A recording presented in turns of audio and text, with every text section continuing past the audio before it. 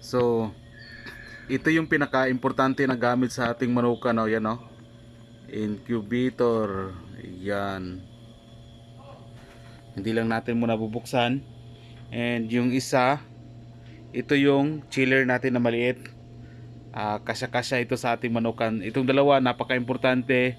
Ang incubator naman, para mabilis nating maparami yung ating mga manok at mahabol natin yung ating mga orders.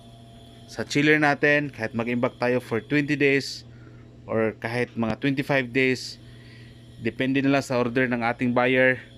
At least ito, malaking pakinabang ito yung ating chiller sa ating manukan.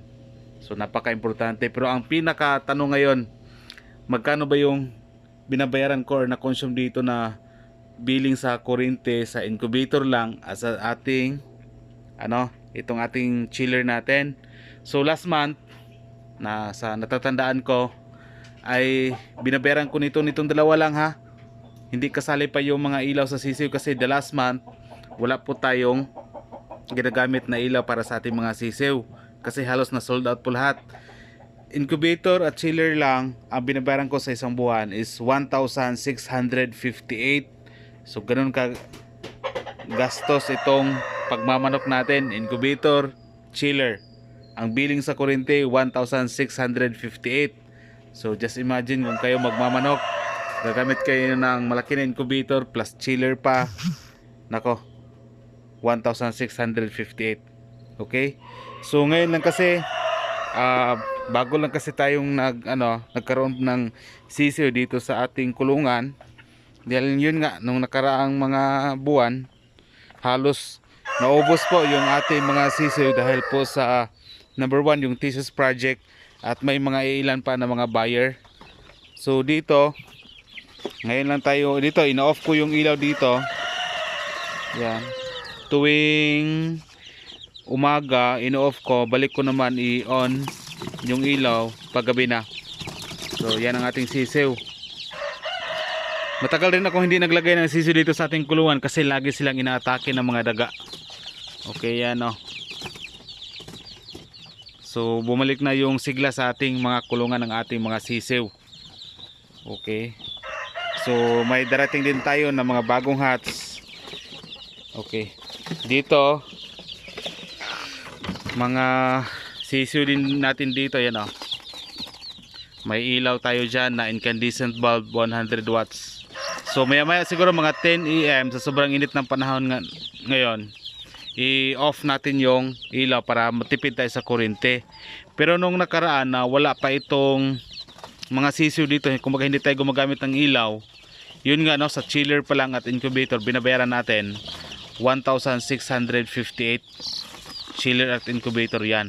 Pero kung tulad dati na gumagamit tayo ng mga ilaw, halos puno kasi dito yung ating mga sisiw, eh.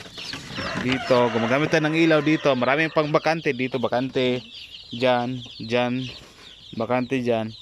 Ang nagastos natin dyan nasa 2,500 to 3,500, lalo na't gumagamit tayo ng 100 watts, napakagastos sa kuryente. Kaya yon, isa ito sa dapat nyong paghandaan kung kayo ay may incubator, gusto nyo magpailaw sa inyong mga sisiw.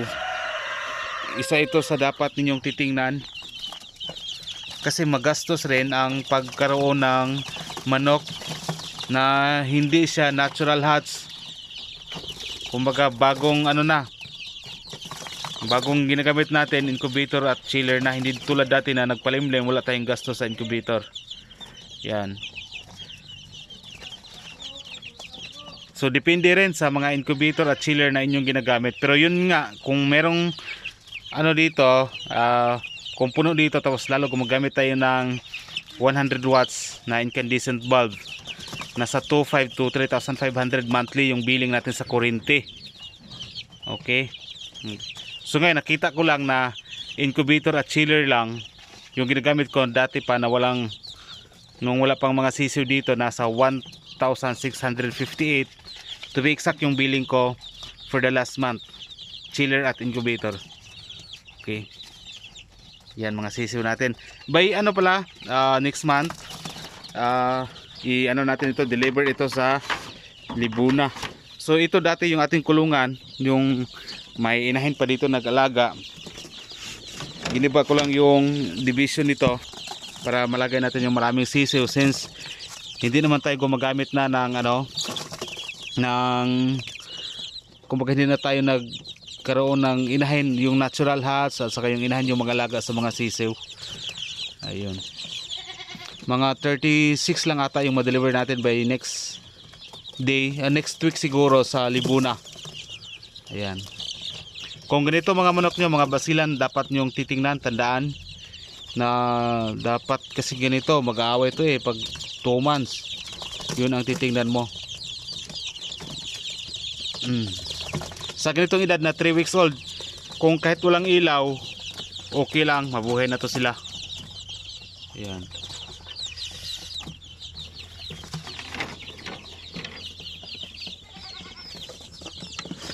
Kaya sana maintindihan nyo kung bakit ganun yung presyo sa ating mga manok. At ganun yung presyo sa ating mga manok. At kasi sa billing pa lang ng kuryente, tubig, napaka bigat na. Okay.